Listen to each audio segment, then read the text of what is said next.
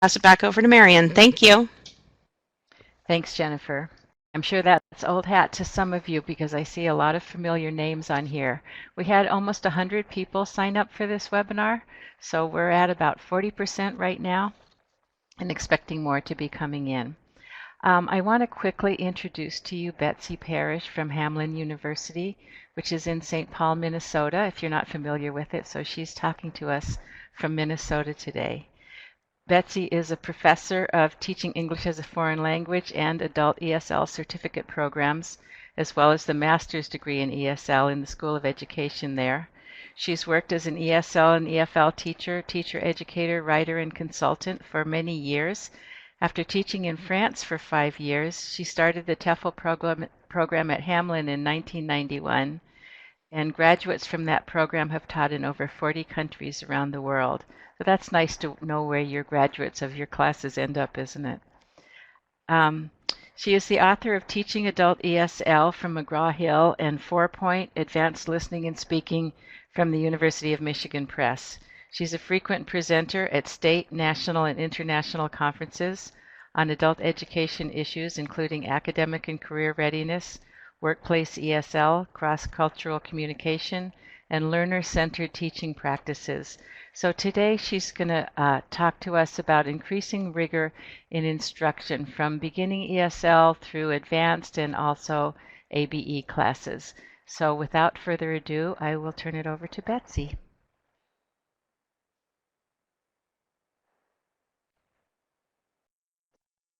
All right. Well, greetings everybody in California. I'm so excited to be here today and thrilled that so many people were interested in this topic. I'm working here in Minnesota. It may surprise you that we have one of the highest numbers of refugees per capita in the US. And we also have more than 100 languages spoken by families in the public school system, K through adult. So we have been working long and hard, just like you, on developing adult education programs to meet the needs of a very diverse group of learners.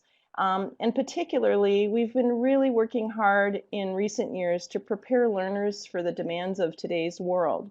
And that's the focus today. We want to think about what instruction can look like in ESL and basic skills classrooms today. So our objectives are, as you're working through the webinar, you should be able to define rigor in your context, because I know that can look different for different people. Also, let's think about redefining the idea of transition skills. We want to think beyond just that course that happens before a college or career training, or that bridge class that we think of. Let's see if we can think of ways of embedding transition skills from the very beginnings, and then articulate the reasons why that's so important. And then finally, through some sample lesson enhancements, we'll think about ways you could add a layer of rigor to your lessons, any lessons. Or if you're an administrator, what are some ways that you could guide teachers to do the same? So we'll start off with what your own ideas are about rigor, and then the rationale for moving beyond the basics in all of our programming, and then finally the sample lesson enhancements. Marion mentioned that we have, and Jennifer mentioned we have the chat box. If at any time you have questions for me, please just write them in there. I will pause occasionally to elicit questions, and we'll also have some opportunities to chat along the way. But for starters, I want to know a little bit more about who's here. So we'll take a short poll to see what your role is, and you may reply to more than one of these. Do you teach ESL? Do you teach basic skills, ABE? Let's see what we have here. So we have a lot of ESL teachers, a few ABE, or maybe you do both. Okay, so we do have some with people who work with learners with limited or no first language literacy. That's something that's very common in Minnesota. We work with a couple of refugee groups that come with very limited, at least in past years, very limited literacy in their first language, and that would be a lot of our Somali and Hmong students. We have a few administrators. Okay, great. And we also have some of those who provide professional development. That's great. Well, thank you, everybody. So I will do my best to consider those different contexts and roles that you play. And again, at any time, feel free to add questions to our chat room. So let's get thinking right away of what the word rigor means to you. Just write down any words that come to mind, phrases, ideas for a minute in a chat box that we're going to pull up for you right now. So what words come to mind when you think of the word rigor in the context of adult education?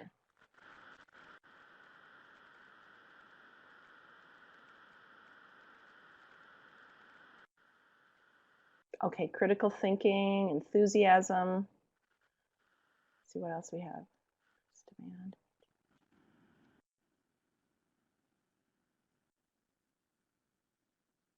Okay, we've got challenging several times here, difficulty, deeper layers of knowledge, right? Disciplined approach, difficulty, standards, yep. So we have here, Christine says, challenging students to go beyond their comfort zone, right?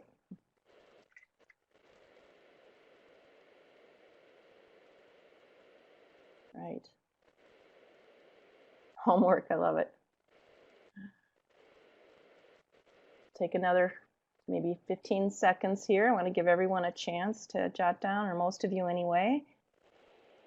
So as you're typing, so what I'm seeing, some themes I see here, the idea of challenging learners beyond their comfort zone. I see the idea of, I see the word complexity, but I see that reflected in several of your answers. And we'll talk a lot about that. How do we look at the complex texts that learners need to access?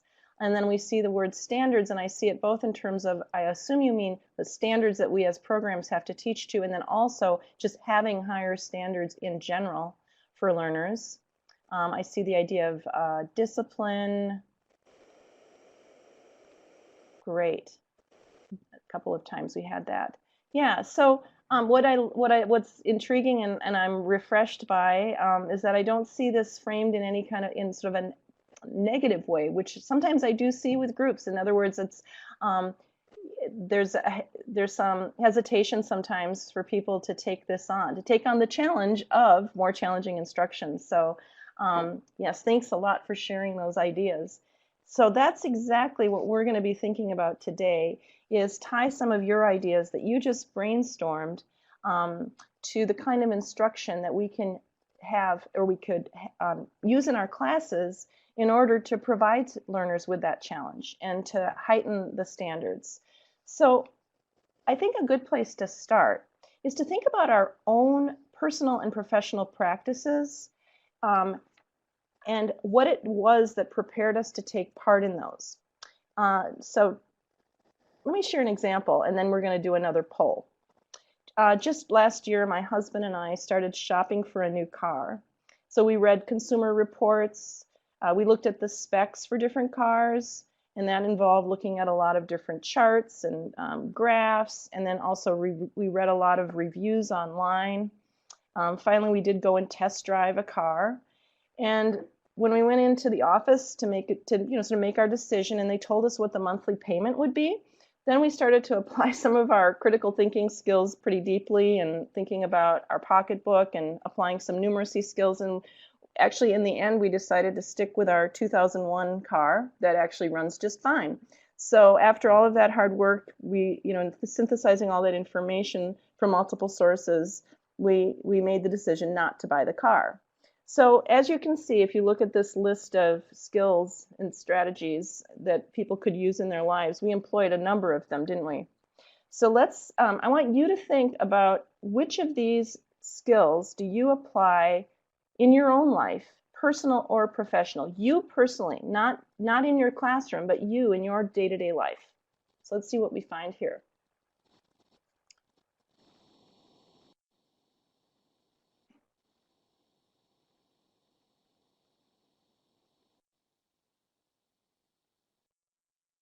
So here, I'll give you another little bit here.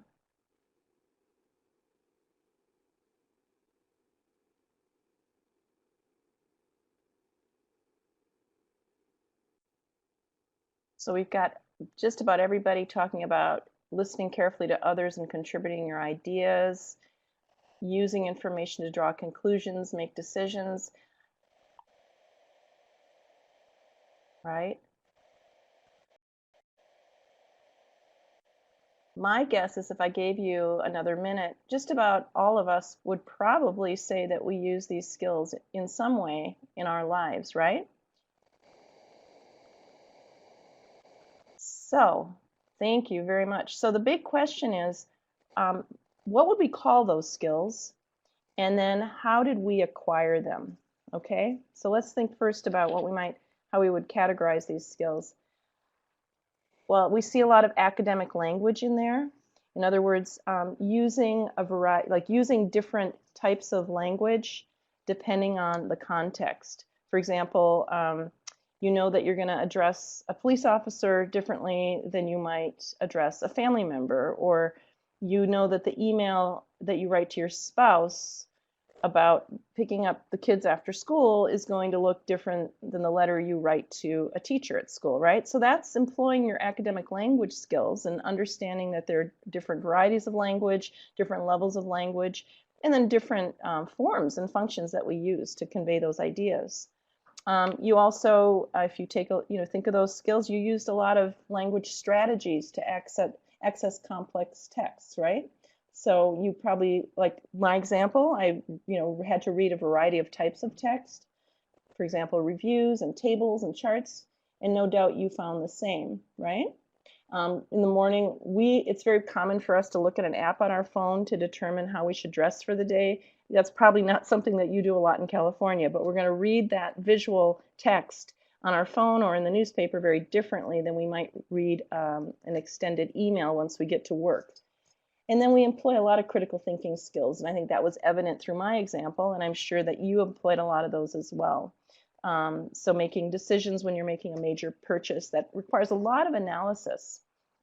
So the thing is, our learners need these skills as well, right? They need them in their lives in a variety of contexts. So for work, for example, they need it to thrive in their careers when they're in a meeting, or they need to be, listening to a variety of opinions and making a decision or following instructions.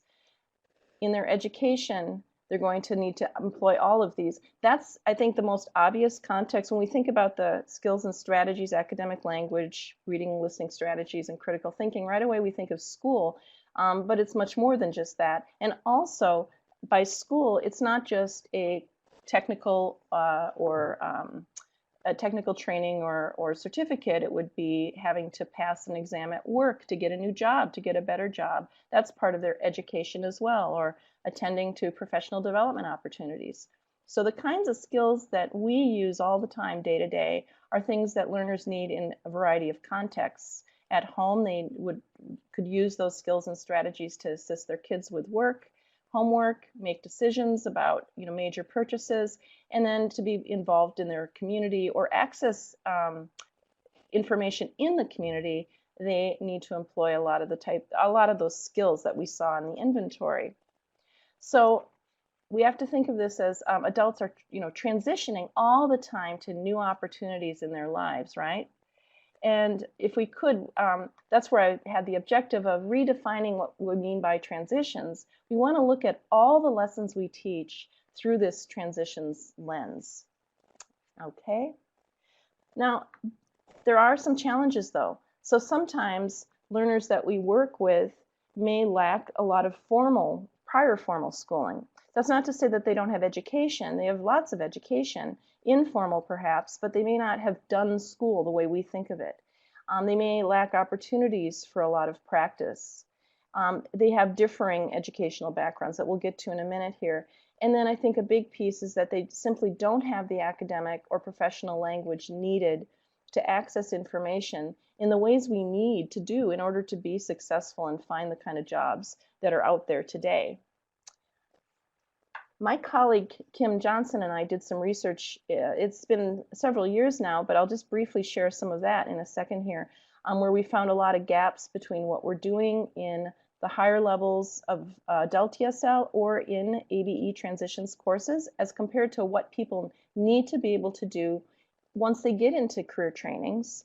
Also, if any of you have taken a look at the PIAC report, that's an international study, they've looked closely at the data about immigrants and they do indeed find that low skills really does correspond to low paying jobs. We have the data. There's really no arguing with that. And then, of course, the College Career Readiness Standards and WIOA are shaping adult education in very big ways, in important ways. And so it's our job as educators to provide the supports and scaffolds that learners need to be successful. And then finally, think about the needs of the 21st century. There's a study from 2007 with a nice quote. It's the 2007 State New Economy Index, and it says workers who were skilled with their hands and could reliably work in repetitive and sometimes physically demanding jobs were the engine of the old economy, right? But now think about today. In today's jobs, they require extensive use of oral and written language, working with complex texts, a lot of interactions with coworkers. So those are really the skills of the 21st century. So we really need to move beyond the basics. Let me just share a couple of examples that I referred to in the study with Kim Johnson and I, where we looked at these gaps, and these were some of the areas where we found gaps between what it is we're teaching as opposed to what it is learners need to be successful, and these were in two-year technical programs. So for example, we learned that about 82% of adult ESL and ABE instructors only sometimes or rarely practice synthesizing information from multiple sources, whereas the college faculty, over half reported that that was very or extremely important. We found the same thing with listening and higher order thinking. So that ability to synthesize information from lectures with other sources, for example, the book. Again, really the vast majority of ABE ESL instructors only rarely, sometimes or rarely address that, whereas nearly half the college faculty reported this as very or extremely important.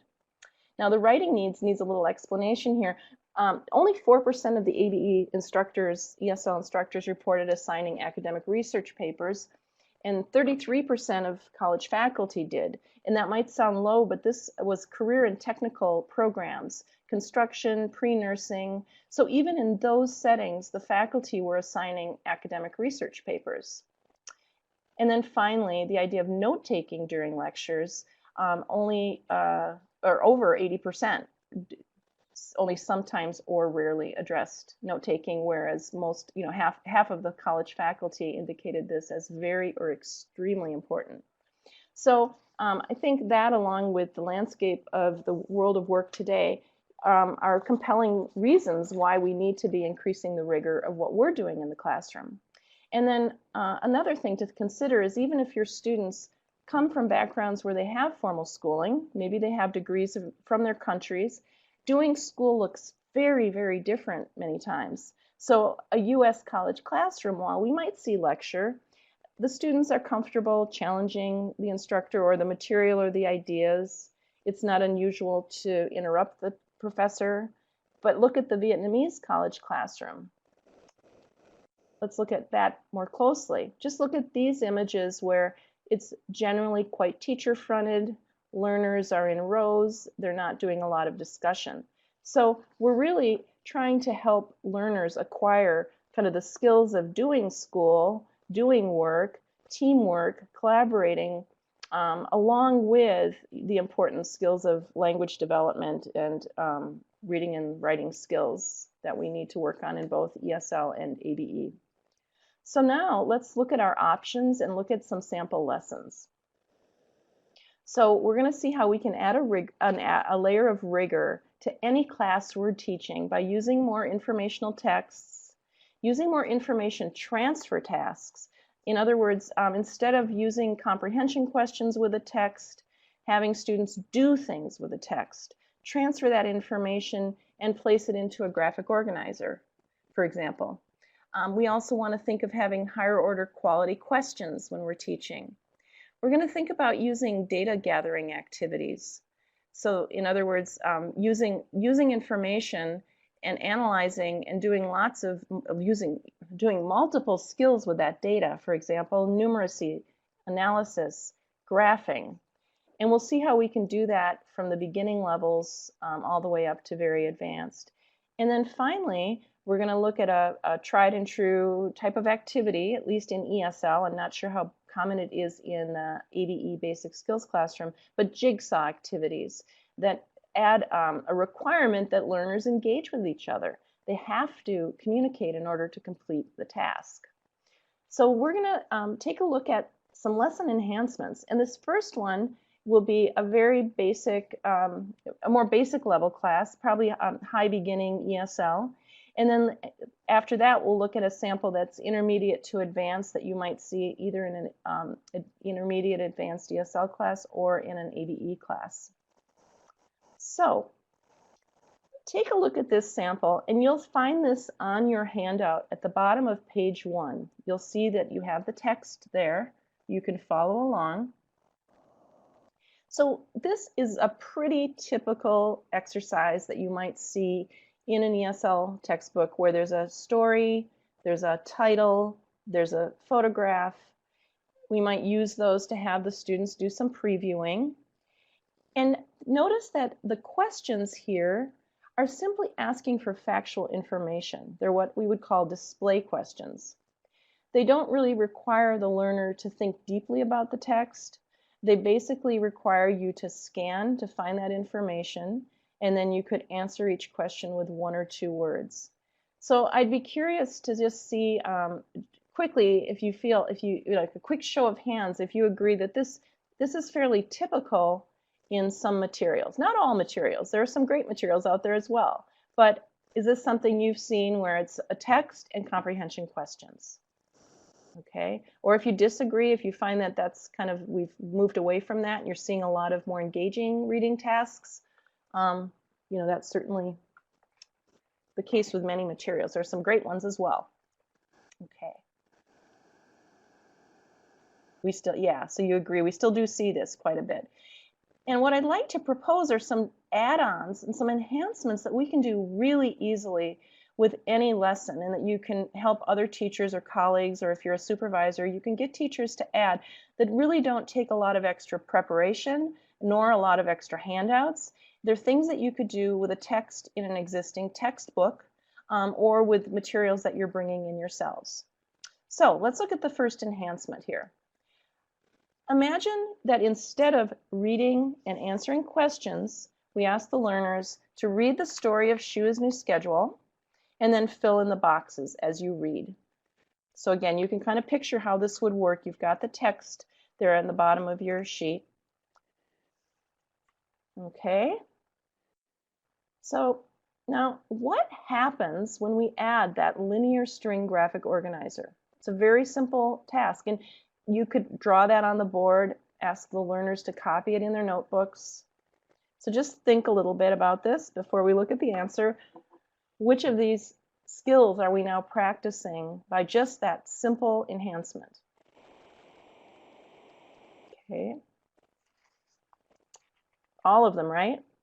So we see reading. Now we have to read for specific information, and that was true with the other questions, but it brings it up a bit, right? It brings it up a level because we have to take that information and transfer it into a visual representation. We're organizing information, so everything in the middle box is about her afternoon activities, categorizing, and then we're seeing that there's a chronology in the text by filling in the graphic. Okay?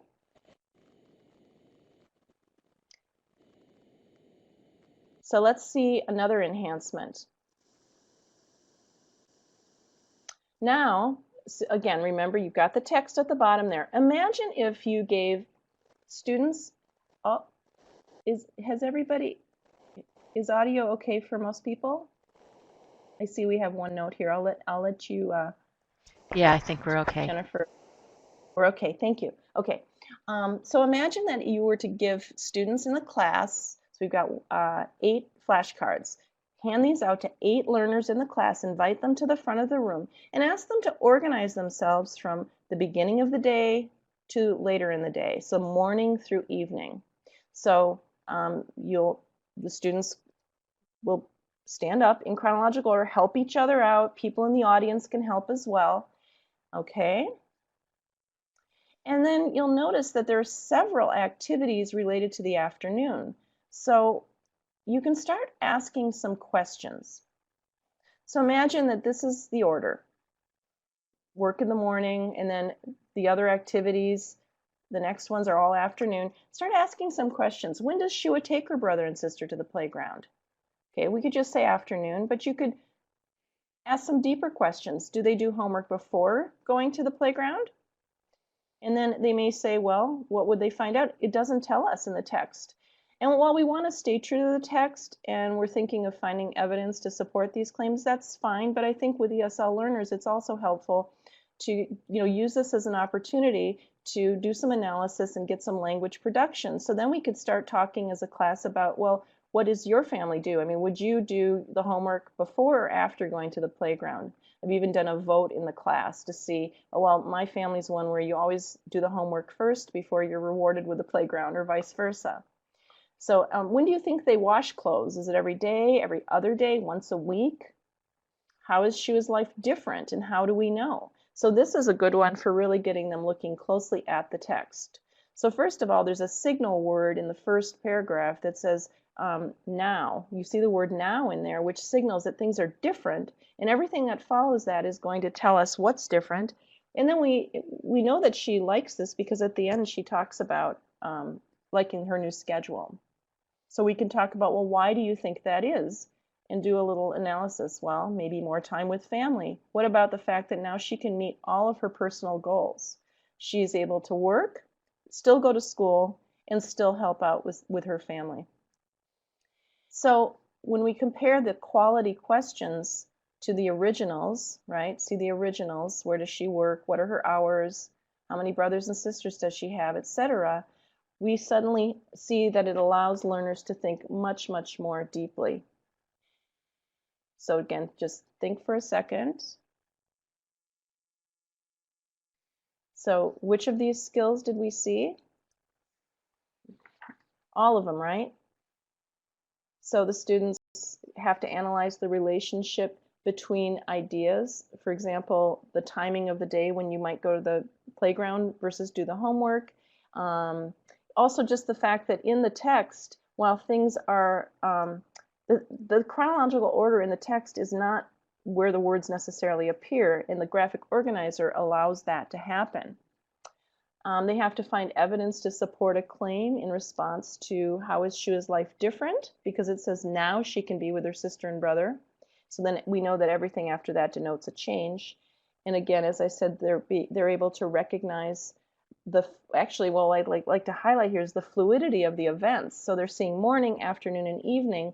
The text doesn't necessarily tell us that the order of what she does in the afternoon. And they may assume that just because one is said before the other or written before the other that it does. So again, these tasks allow for that much, much deeper interpretation. And this all the while with a very beginning level text. Yes, by the way, yes, you will get you will have access to the PowerPoint.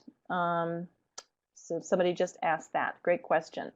So if we look at the linear string along with the lineup, along with the more quality questions, look at all this great language, academic language, for example, recognizing the organization of a text, recognizing chronology, great reading strategies, information transfer, lots of critical thinking. And then we have some bonus skills. One of them is note-taking with a linear string, and then the idea of grouping activities models an organizational technique that the learners might be able to use on their own. So this is the time where I want to highlight on the handout at the top of page 1, that table outlines for you these sorts of skills for success in these different categories that we'll be looking at today. So as you reflect on the activities, you could be thinking of those, which ones do you see present in the activities? Okay, so I think I'll pause for a minute. Any questions so far about any of the activities you just saw?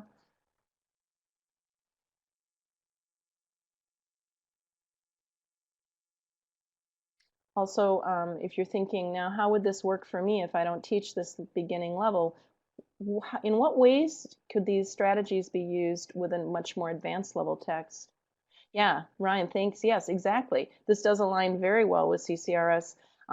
In fact, in many workshops, I will align exactly what we have here with a number of the standards. I didn't do that today because it wasn't the focus of our webinar, but you're absolutely right. Yeah. Okay. Great. Well, just keep thinking, or if other questions pop up, please feel free to add those to the box. You're going to have a chance to reflect and respond in a chat here in a minute for another question. Okay, now I want to think about with you an idea from Pauline Gibbons. She's somebody who's out of Australia, and she works in the world of K-12, but her work has really resonated with me.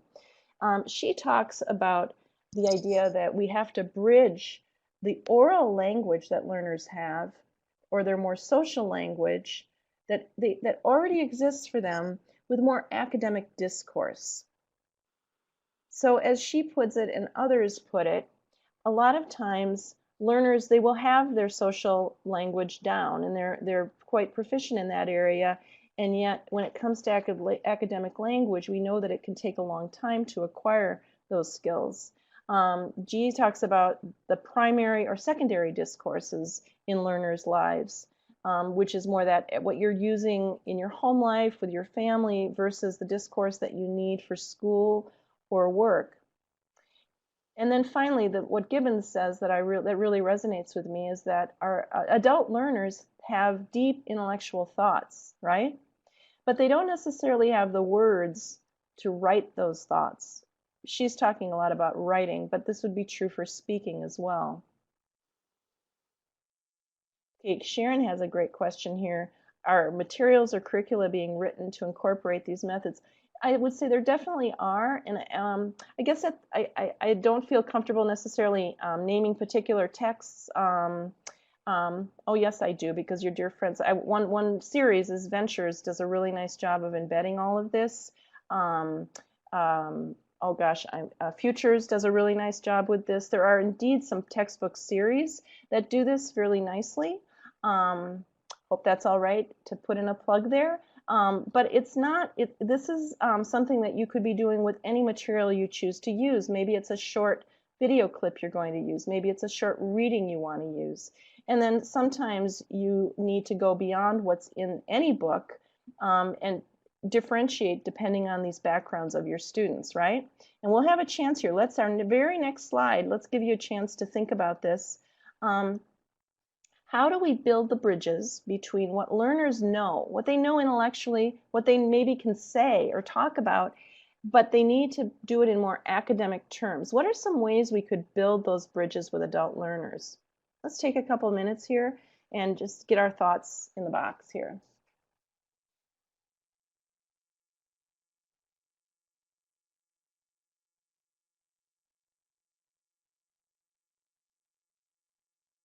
And I noticed one of the things I noticed stand out, I think, is great as well. I don't work in adult ESL programs as much as you do, so I'm not as immersed in the actual materials. That's why I hesitated to even jump in there. And it's oftentimes driven by what teachers bring to me in my classes that gives me more familiarity. But I'm teaching teachers day after day, not so much, I'm not teaching the learners, so I don't get my hands on the actual textbooks the ways that you do. So thinking about the materials you use through this lens, and really, critically looking at the materials that you have in your curricula and saying, now, to what degree are they doing these things, okay? So we've got one idea. So you don't understand the question. Thanks, Christine. So if how do we build bridges between what learners might know in their heads intellectually? Maybe they can talk about it.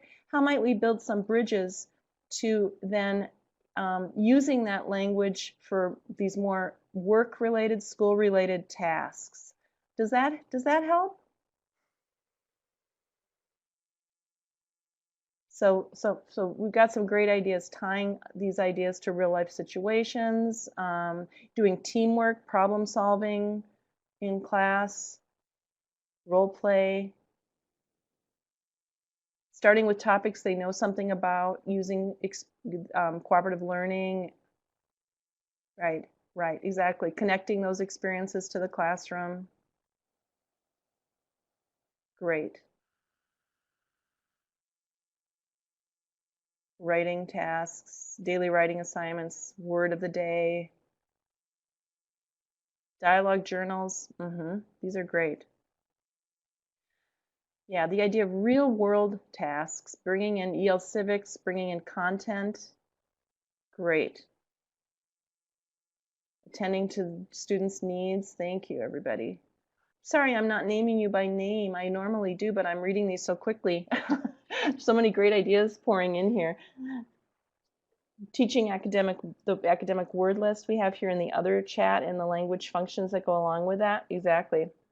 We're going to see more of that in just a second with the sample activities.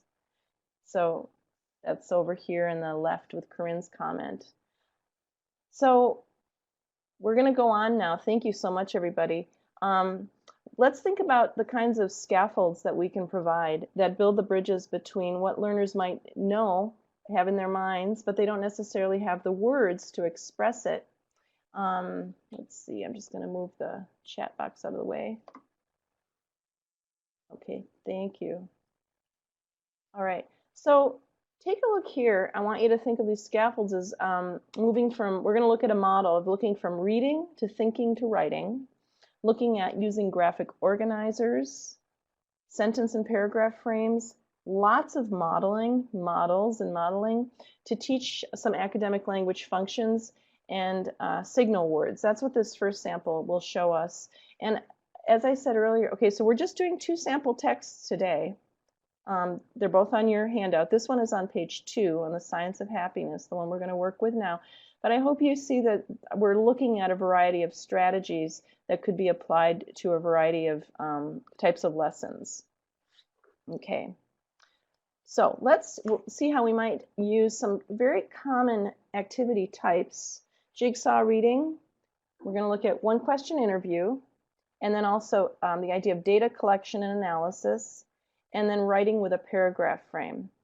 I'm guessing that you've seen some of these, if not all of these, you've thought about these. Let's start with the jigsaw. So if you look on page 2, you see the reading.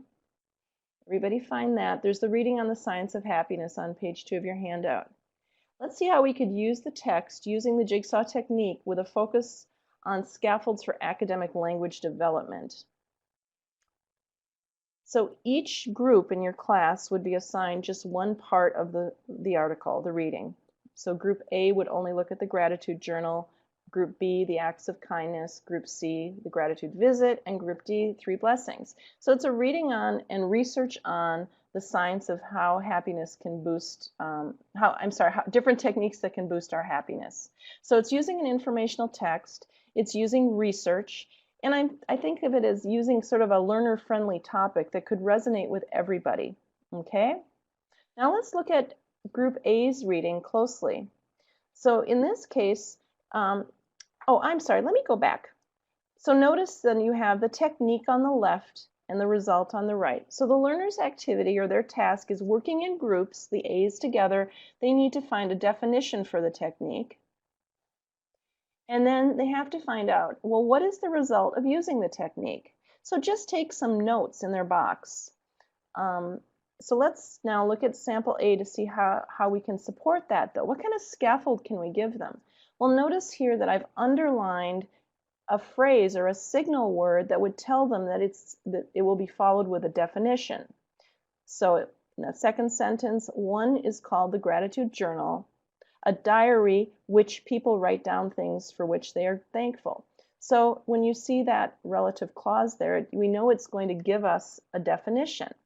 Or and then for the result, for the second part of the box, in her study, she found that taking time to count one's blessings once a week significantly increased the subject's overall satisfaction, and so on and so forth.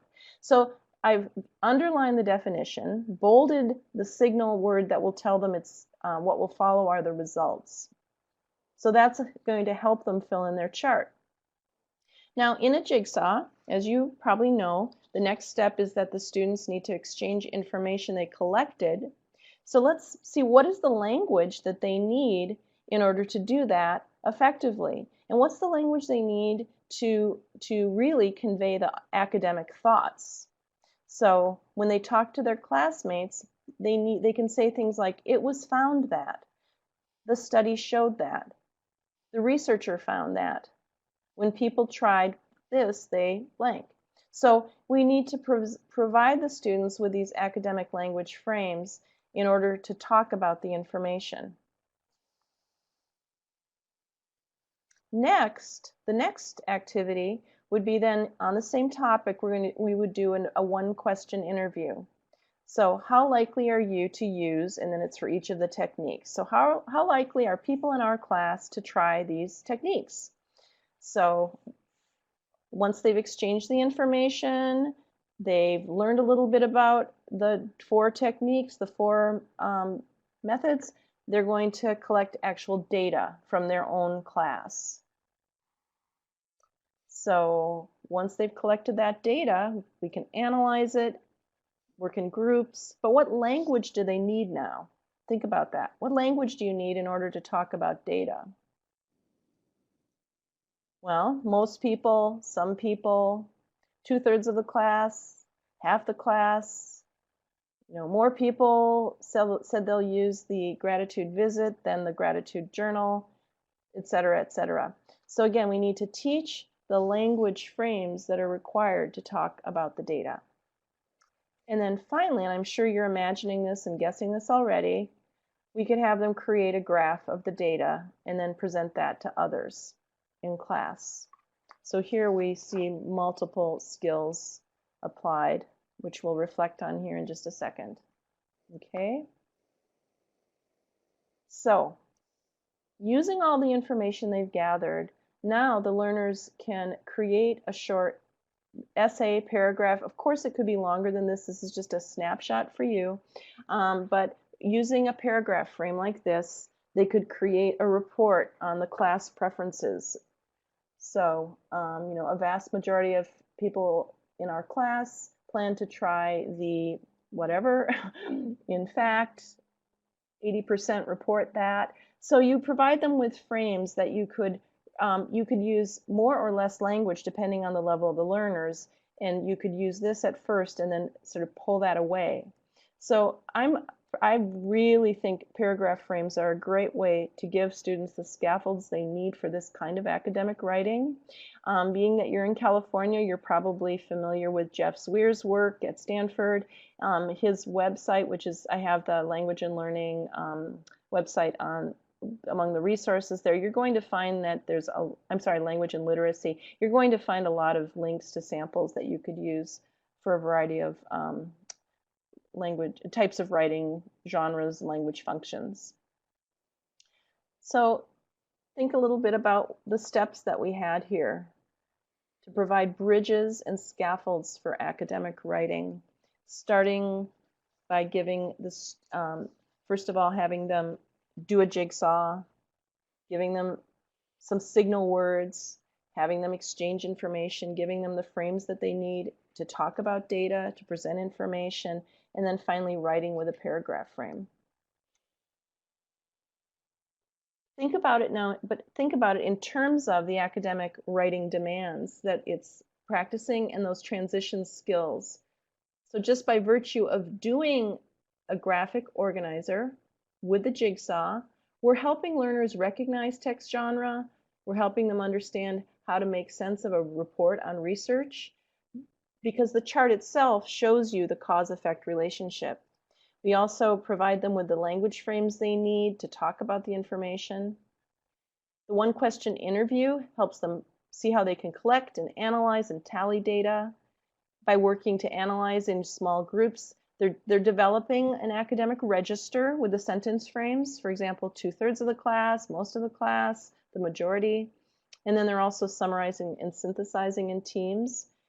Finally, doing graphs is a great way to work on that kind of work on a variety of types of print and interpret information that's represented in a variety of forms, visually as well as in writing, and then transferring information between text and a other form such as a grid, or text and a graphic organizer, or text and a graph, helping them understand that these three different pieces of information can mean the same thing, whether it's in a paragraph, whether it's in a chart, or whether it's represented as a graph.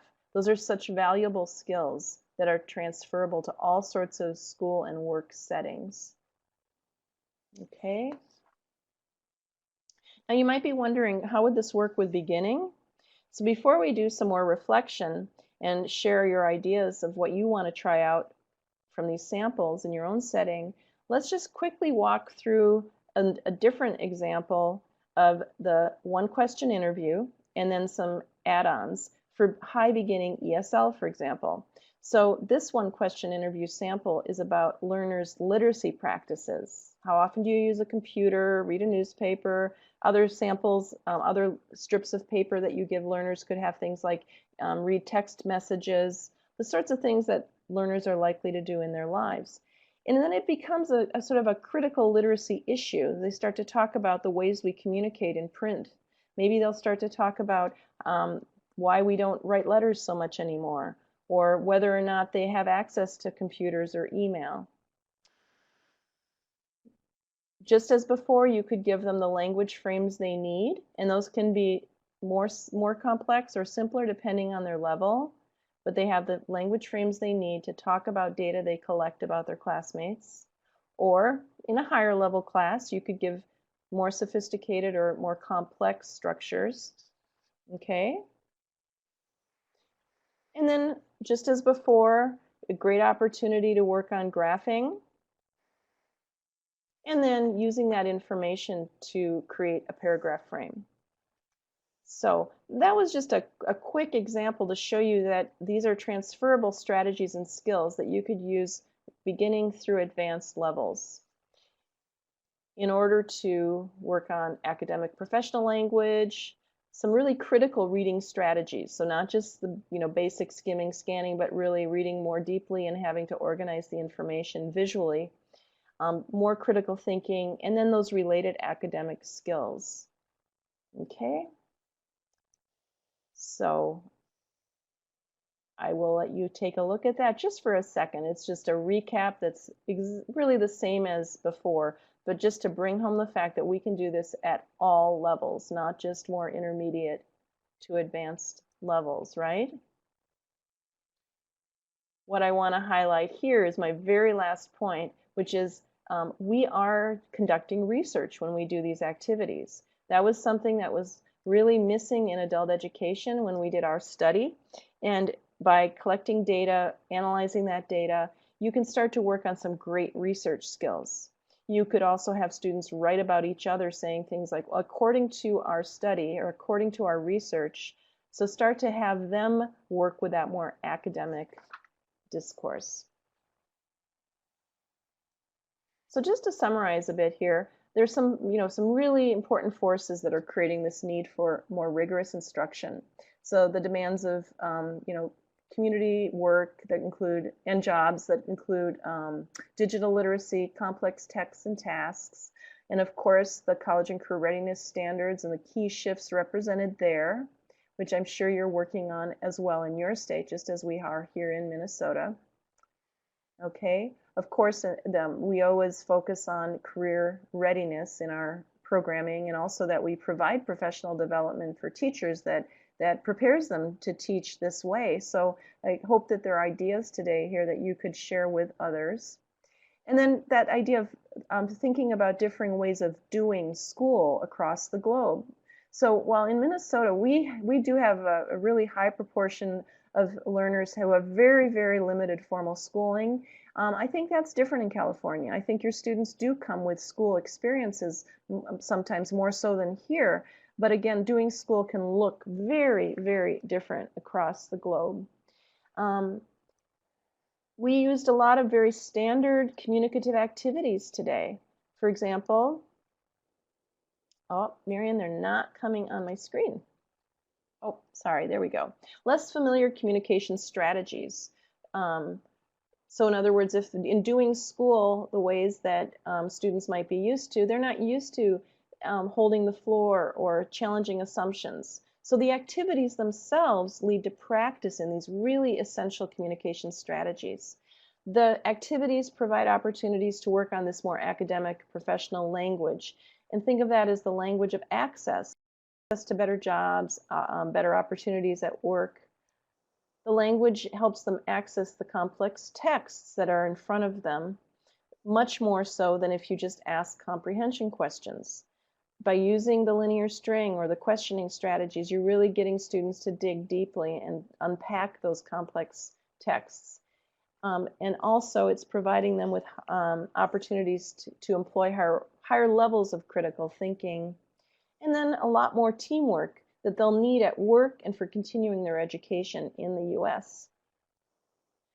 So as you think about rigor, as I've defined it with you today, let's just do a really quick poll and answer which of these statements is the most true for you. So I'm actually doing many things to prepare my learners for the demands of today's world when I think of rigor this way, or I'm doing some things to infuse lessons with more rigor, but I think I need to do more. Or I hadn't really considered this before, but found some ways that I could apply this in my lessons. Let's just do a quick survey here. And my guess, given how you responded at the beginning about what rigor means to you, I'm sure that every one of you has been doing things, if not a lot of things. So, okay. All right. So our last chat is, now what's an idea that you heard today that you plan to try in your context? So we're going to bring up a chat box and let's just reflect on what did you hear about that was really useful for you. Maybe it'll give you some ideas from others. We'll just do this for a minute or two. We have about 5 minutes left and we have some wrap up. The graphic organizers, paragraph frames, okay.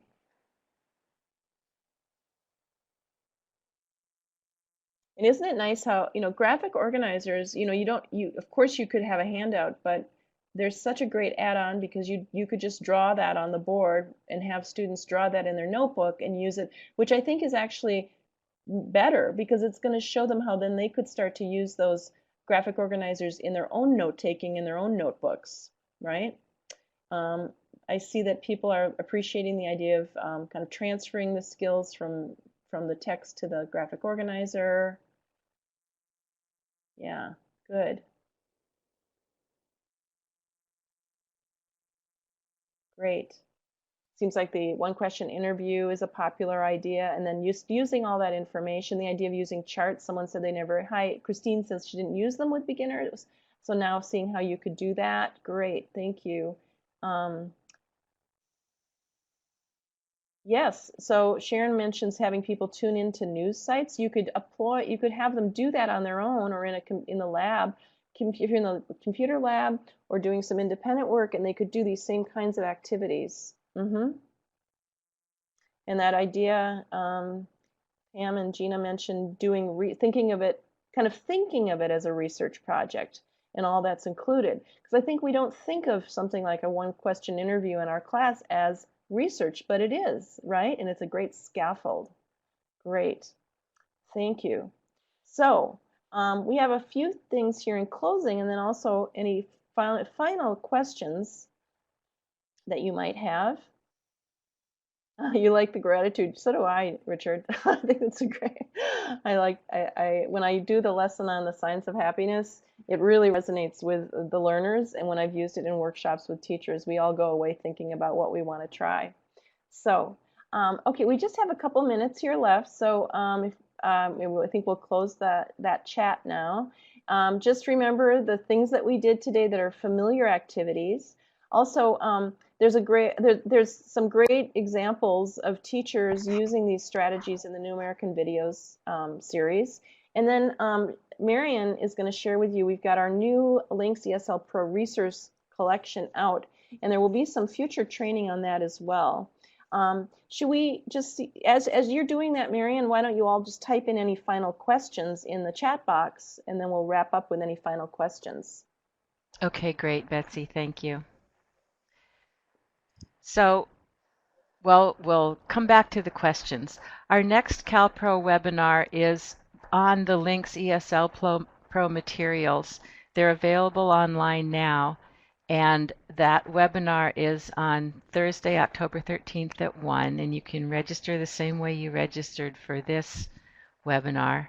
The materials are on 3 topics. The first one is meeting the language needs of today's adult English language learners, which really focuses on Rigor, and which Betsy is the author of most of those materials. And there's an issue brief, a long magazine with lots of examples and links to examples for teachers, and then an online course. And that's true for all 3 of these topics. There's also integrating digital literacy and preparing English learners for career pathways. So that will be on October 13th, and we hope you can participate in that as well.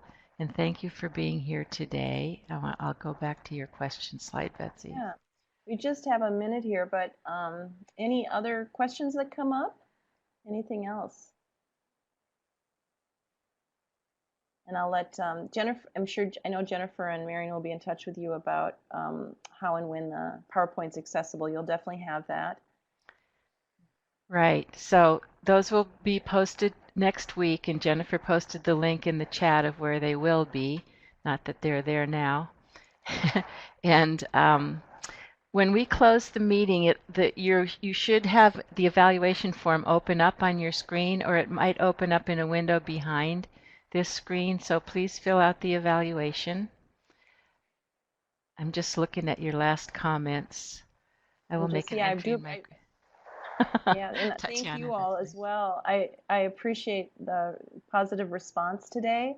And webinars, I really enjoy them, and I also wish I could be standing there with you and having a deeper conversation now together. But thanks. I know that you all have wonderful ideas as well, and so feel free to reach out to me with things you've tried, things that you do yourself that you know that would that I'd love to hear about, or any follow-up questions.